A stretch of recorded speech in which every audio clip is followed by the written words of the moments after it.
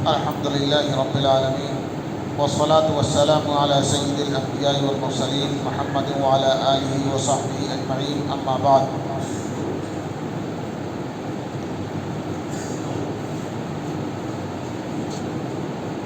محترم سامعین کرام،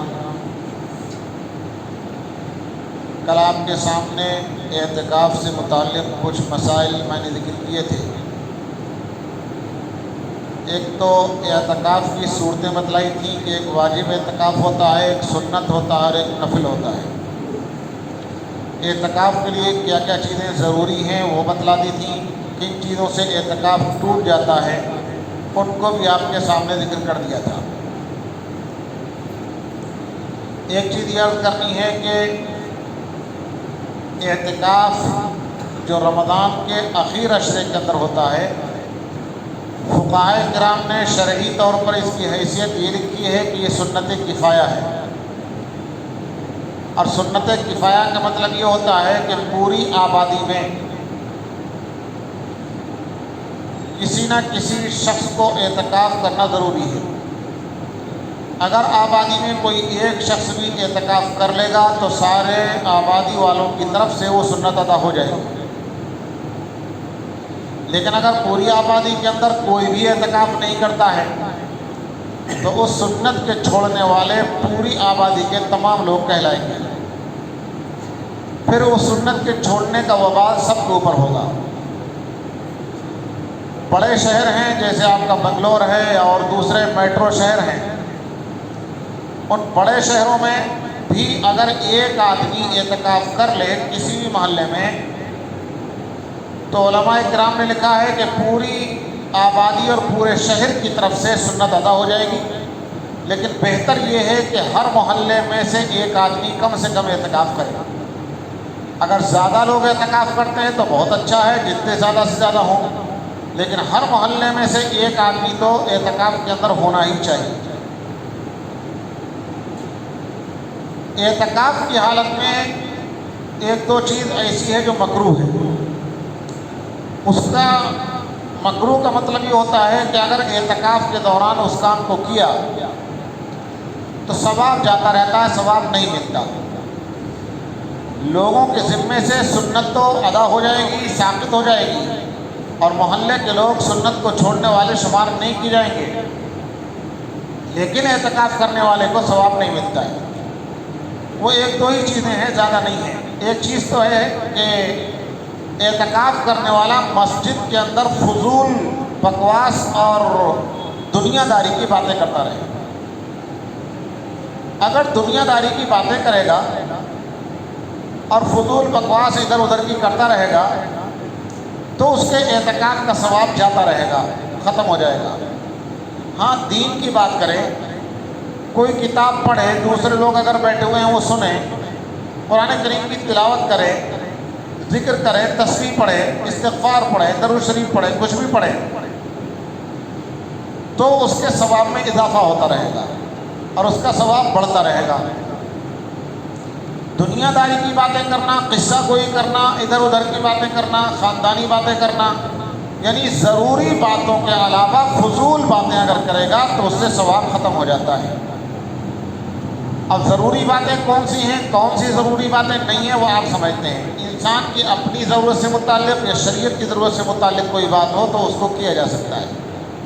ایسے ہی اس کا الٹا بالکل خاموش رہنا اور یہ سمجھنا کہ خاموش رہنا ہی عبادت ہے اور بالکل نہ بولنا، یہ بھی مکروہ ہے۔ اگر کوئی شخص یہ عقیدہ رکھتا ہے کہ اعتکاف کے اندر کسی بھی قسم کی گفتگو کرنا جائز نہیں ہے تو یہ عقیدہ اسلامی تعلیمات کے خلاف ہے۔ نہ فضول بکواس ہو اور نہ بالکل خاموش رہ جائے، ضرورت کی بات کرنا اعتکاف کے اندر یہ طریقہ معتدل ہے اور درمیان کا راستہ ہے۔ اسی طریقے سے اپنی ضرورت کی چیزوں کو آدمی بیچ بھی سکتا ہے، خرید بھی سکتا ہے۔ اگر معتکف کو کپڑا پہننے کے لیے کپڑے کی ضرورت ہے تو کسی سے کپڑا خرید سکتا ہے۔ اگر اپنے خرچے کے لیے کسی چیز کو بیچنے کی ضرورت ہے، خرچے کے لیے پیسے نہیں ہیں، کپڑے کا دکاندار ہے، کسی اور چیز کا دکاندار ہے، ضرورت کے لیے کوئی چیز بیچنا چاہتا ہے، بیچ سکتا ہے۔ لیکن اس میں مکروہ تب ہوگا جب وہ سامان مسجد کے اندر لایا جائے۔ کپڑا خریدنا ہے تو کپڑا مسجد کے باہر رہے، اور ایسے ہی زبانی بات کر کے کہ فلاں والا کپڑا مجھے چاہیے، اور وہ دکان والا بیچ دے کہ ٹھیک ہے میں فلاں والا کپڑا اتنے روپے میں تمہیں دوں گا، بھاؤ تو ہو جائے، وہ کپڑا خرید لیا جائے تو صحیح ہے۔ لیکن خریدنے سے پہلے کپڑے کو دکھانے کے لیے مسجد کے اندر لانا، جیسے دکان پہ دکھاتے ہیں، یہ مکروہ ہوگا، کیونکہ اس شکل میں مسجد پھر مسجد نہیں رہتی، پھر تو ایک منڈی اور دکان بن جائے گی، پھر تو سامان سارا خرید و فروخت کا مسجد کے اندر آ جائے گا اور ایک دکان اور منڈی کی شکل بن جائے گی۔ اس لیے سامان کو مسجد کے اندر لانا یہ مکروہ ہوگا۔ یہ چند مسائل میں نے اعتکاف کے سامنے بڑے بڑے موٹے موٹے بیان کر دیے۔ مزید اعتکاف سے متعلق یا کسی بھی چیز سے متعلق کوئی مسئلہ کسی کو پوچھنا ہے تو کسی بھی وقت بھی پوچھ سکتا ہے۔ اعتکاف کے ساتھ ساتھ رمضان سے متعلق جو مسائل ہیں ان میں سے ایک صدقہ فطر کا مسئلہ بھی ہے۔ مجھ سے کئی حضرات یہ صدقہ فطر کا مسئلہ پوچھ چکے، اور بہتر یہی رہتا ہے کہ عید کے آنے سے پہلے ہی صدقہ فطر ادا کر دیا جائے، تو جو اس کا مقصد ہے وہ مقصد حاصل ہو جاتا ہے۔ اس لیے اب آگے میں آپ کے سامنے کچھ صدقہ فطر کے مسائل کو ذکر کرتا ہوں۔ صدقہ فطر کی جہاں تک شرعی حیثیت ہے، نبی اکرم صلی اللہ علیہ وسلم کی حدیث ہے کہ اللہ تبارک و تعالیٰ نے صدقہ فطر کو فرض کیا ہے۔ اس کے دو کام ہیں، ایک تو آقا صلی اللہ علیہ وسلم نے فرمایا کہ طہرا للصیام، کہ یہ روزوں کی پاکی کا ذریعہ ہے۔ ہم لوگ روزہ رکھتے ہیں اللہ کی رضامندی کے لیے، لیکن انسان ہے اور انسان سے غلطی ہوتی رہتی ہے، بہت سی چیزیں روزے کے خلاف ہم سے ہوتی رہتی ہیں۔ کبھی کسی کی غیبت کر دی، کبھی کوئی خلاف واقعہ بات کہہ دی، جھوٹ بول دیا، کبھی گالم گلوچ اور فحش بات کوئی زبان سے نکل گئی، کسی سنت کے ادا کرنے میں کوتاہی ہو گئی، تو روزے کے اندر بہت سی کوتاہیاں انسان سے ہوتی رہتی ہیں، اور انسان سے ہر وقت ہی کوتاہی ہوتی رہتی ہے۔ کوئی بھی عبادت ہو، اللہ تبارک و تعالیٰ کی مرضی کے مطابق عبادت ہو جائے، یہ تو بہت ہی مشکل ہے۔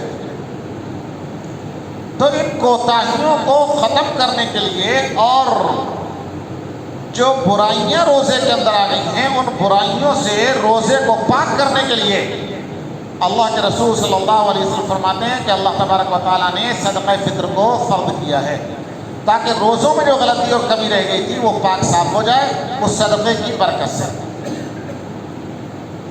دوسری چیز نبی اکرم صلی اللہ علیہ وسلم نے فرمائی ہے کہ طعمۃ للمساکین، کہ یہ مسکینیں کو کھانے پینے کا سامان فراہم کرنے کا بھی ذریعہ ہے۔ جو بیچارے غریب ہیں، فقیر ہیں، ان کے پاس پیسہ نہیں ہے، عید کی خوشیوں میں شریک ہونے کے لائق نہیں ہیں، عید کے دن اپنے بچوں کو اچھے کپڑے نہیں پہنا سکتے، عید کے دن کے لائق مناسب کھانے گھر میں نہیں بنوا سکتے، تو آپ کے صدقہ فطر سے ان کا یہ انتظام بھی ہو جائے گا۔ یہ جو دو چیزیں بتلائیں، اس مقصد سے اللہ کے رسول صلی اللہ علیہ وسلم نے صدقہ فطر کو لازم کیا ہے۔ زمانہ نبوی میں تو ایسا تھا کہ آبادی بہت زیادہ نہیں تھی، اور اس زمانے کی طرح ماحول ایسا نہیں تھا کہ سلے ہوئے کپڑے پہننا ہی ضروری ہو۔ عام طور پر بغیر سلے ہوئے کپڑے پہنتے تھے لوگ۔ ایک کپڑا لے لیا، اسے نیچے لنگی اور تہبند کے طور پر استعمال کر لیا، دوسرا کپڑا اوپر چادر کے طور پر استعمال کر لیا۔ آپ نے حدیث شریف میں سنا ہوگا یا علماء کرام سے سیرت کے بیانات میں آپ نے سنا ہوگا کہ نبی اکرم صلی اللہ علیہ وسلم یمنی چادر زیبتن فرمایا کرتے تھے، جس پر لال اور سفید رنگ کی دھاریاں تھیں۔ تو آپ صلی اللہ علیہ وسلم بھی عام طور پر چادر ہی استعمال کرتے تھے، کرتے وغیرہ جبے وغیرہ بھی استعمال کرتے تھے، لیکن کم۔ آپ نے سنا ہوگا کہ نبی اکرم صلی اللہ علیہ وسلم ایک مرتبہ نماز ادا فرما رہے تھے، سجدے کے اندر دیر تک رہے اور تسبیح پڑھتے رہے اور اللہ تبارک و تعالیٰ کے سامنے توبہ اور استغفار کرتے رہے، روتے ہوئے کپانے لگا جسم، اور جسم کے کپ کپانے کی وجہ سے ہلتے ہلتے وہ چادر آ کر کے گدی کے پاس اور گردن کے پاس پوری اکٹھی ہو گئی اور آپ کی پیٹھ کھل گئی. ظاہر سی بات ہے سلا ہوا کپڑا ہوگا تو وہ اکٹھا ہو کر کے کوئی آدمی کتنا ہی روئے بل کے کپ کپائے، سلا ہوا کپڑا تو اکٹھا ہو کر کے گردن تک نہیں آئے گا. گردن تک اکٹھا ہو کر تو وہی کپڑا آئے گا جو کہ کھلا ہوا ہو اور بغیر سلا ہوا ہو. عام طور پر ایسا ہی ہوتا تھا کہ بغیر سلا ہوا کپڑا پہنا جاتا تھا. تو عید کے دن بھی فجر کے بعد لوگ صدقہ فطر نکالتے تھے اور مسکینوں کو غریبوں کو دیتے تھے.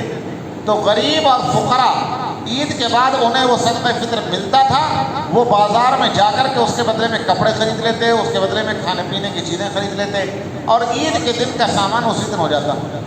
اب اگر اس زمانے میں کوئی عید کے دن فجر کے بعد صدقہ فطر ادا کرے اور اس وقت میں فقیروں کو مسکینوں کو صدقہ فطر کا مال ملے اور پھر وہ بازار جائیں اپنے لیے کپڑے کا انتظام کرنے کے لیے، اپنے کھانے پینے کی چیزوں کا انتظام کرنے کے لیے، تب تو ان کی عید اسی میں ہو جائے گی، خرید و فروخت میں ہی. کب پہنیں گے بیچارے، کب پکا کر کے کھائیں گے. ایک چیز اور تھی اس زمانے میں، اس زمانے میں روپے پیسے کا کھیل نہیں تھا، بہت کم تھا. درہم دینار تو کم چلتے تھے اس زمانے میں، بلکہ ہم نے اپنے بچپن کے اندر گاؤں کے اندر دیکھا ہے کہ غلے کے بدلے میں ہر چیز مل جاتی تھی. سبزی کی دکان پر غلہ لے کر کے جائیے، گاؤں میں قریہ میں ہم نے دیکھا ہے کہ سبزی کی دکان پر غلہ لے کر کے گیہوں لے کر کے جائیے، 1 کلو گیہوں 2 کلو گیہوں دے دیجیے اور سبزی اس کے بدلے میں لے آئیے. وہ دکاندار غلہ لے لیتا تھا، سبزی دے دیتا تھا.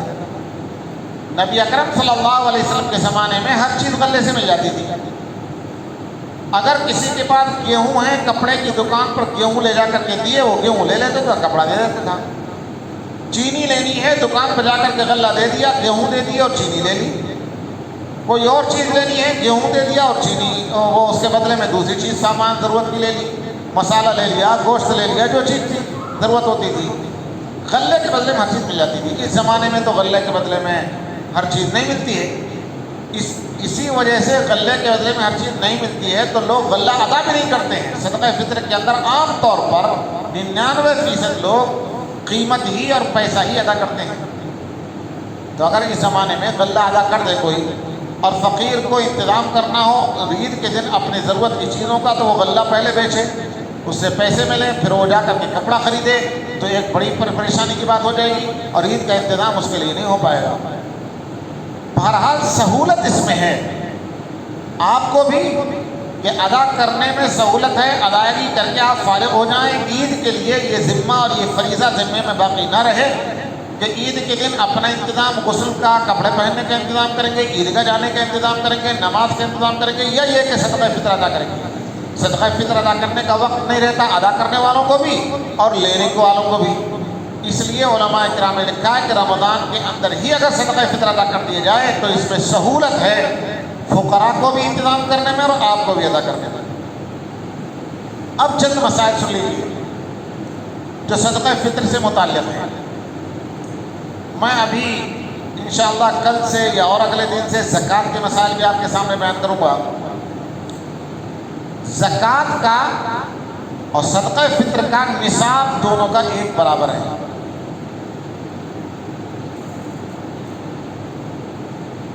اگر کسی کے پاس صرف سونا ہے، نہ کوئی سامان تجارت ہے، بزنس کا کوئی سامان ہے، نہ چاندی ہے، نہ روپیہ پیسہ ہے، بالکل روپیہ پیسہ نہیں، صرف سونا ہے، تو اکیلا سونا ہو، سونے کے علاوہ کوئی سامان نہیں، تو آپ نے سنا ہوگا پرانے زمانے کے اعتبار سے 7.5 تولہ سونا ہونا ضروری ہے.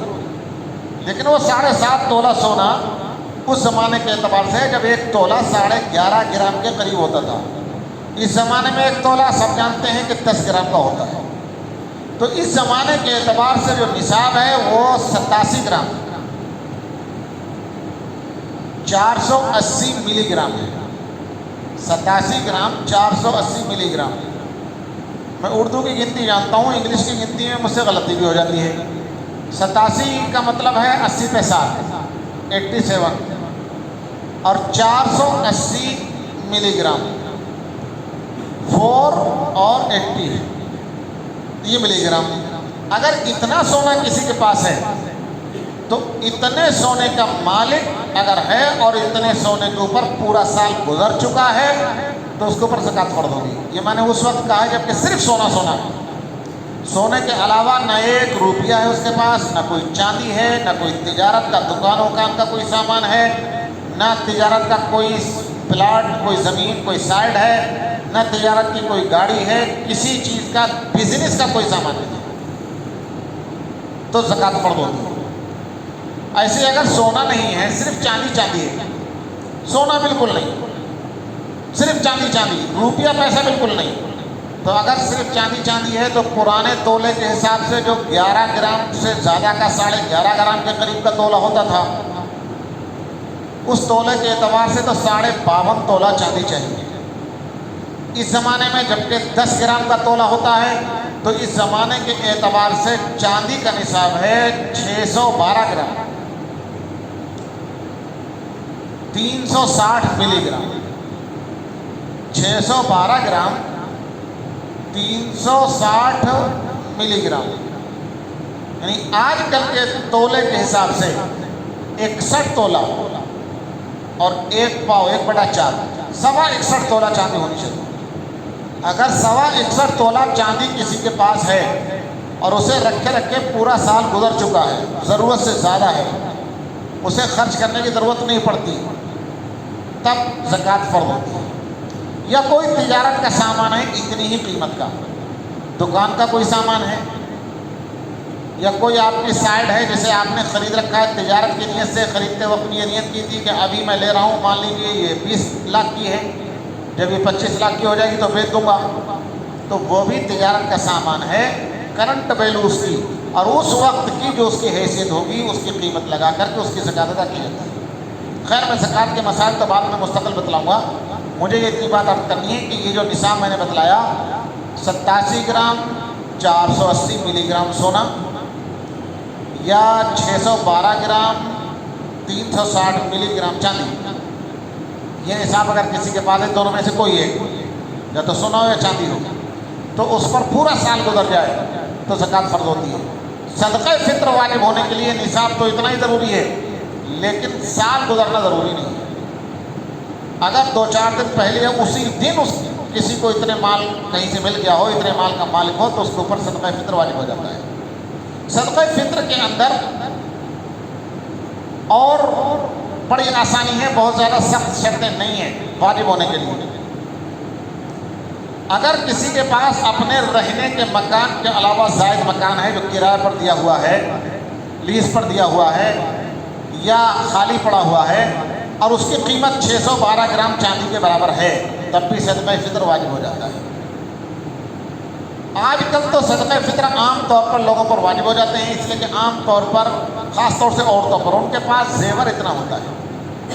ایک مسئلہ میں یہیں پر بیان کر دوں، وہ ضروری ہے. کچھ سونا ہو کچھ چاندی ہو،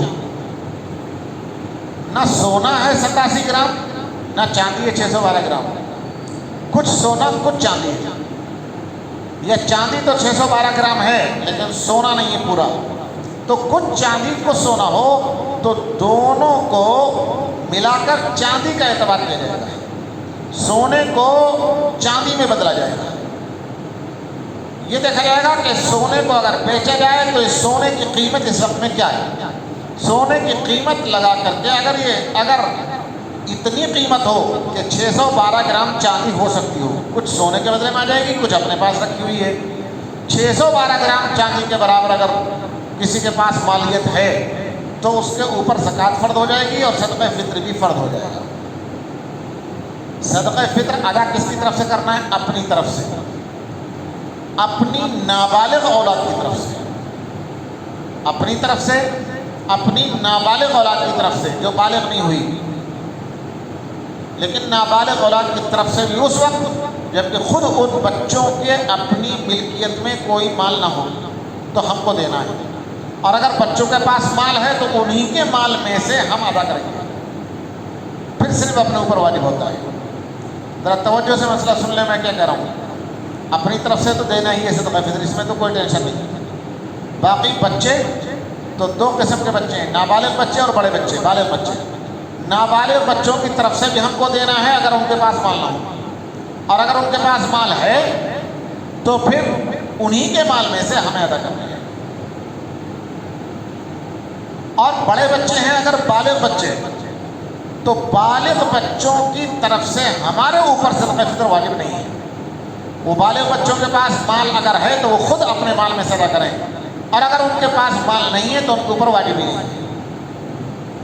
بالغ کے پاس، بالغ شریعت میں خود مکلف ہوتا ہے، کوئی اور اس کی طرف سے مکلف نہیں ہوتا۔ تو بالغ بچے ہیں، ان کے پاس مال ہے تو خود ادا کریں، مال نہیں ہے تو ان کے اوپر واجب ہی نہیں۔